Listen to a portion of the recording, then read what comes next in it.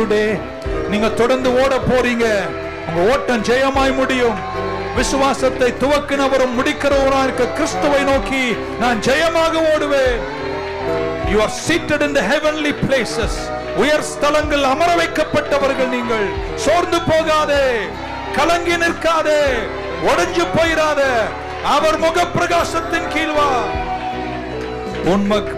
உன்முக பிரகாசத்தை கர்த்தர் மாற்றுவார்.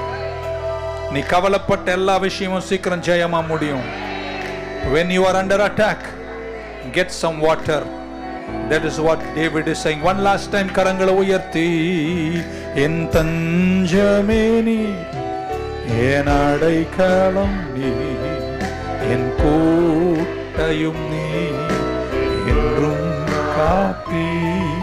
என் தஞ்சமே நீ, அடைக்கலம் நீ, என் கோட்டையும் நீ, என்றும் காப்பி. அப்பா, எங்க பிள்ளைகள் வீடுக்கு போறாங்க.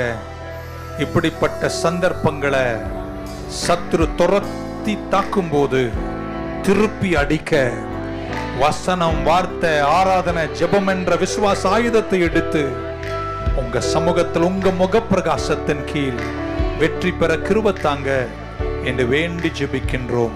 இயேசு கிறிஸ்துவின் நாமத்தில் ஜெபிக்கிறோம் நல்ல பிதாவே. எல்லாரும் கரங்களை உயர்த்தி, என் ஆத்துமாவே கர்த்தரை ஸ்தோத்தரி, என் முழு உள்ளமே பரிசுத்த நாமத்தை ஸ்தோத்தரி. என் ஆத்துமாவே கர்த்தரை ஸ்தோத்தரி, அவர் செய்த சகல உபகாரங்களையும் மறவாதே.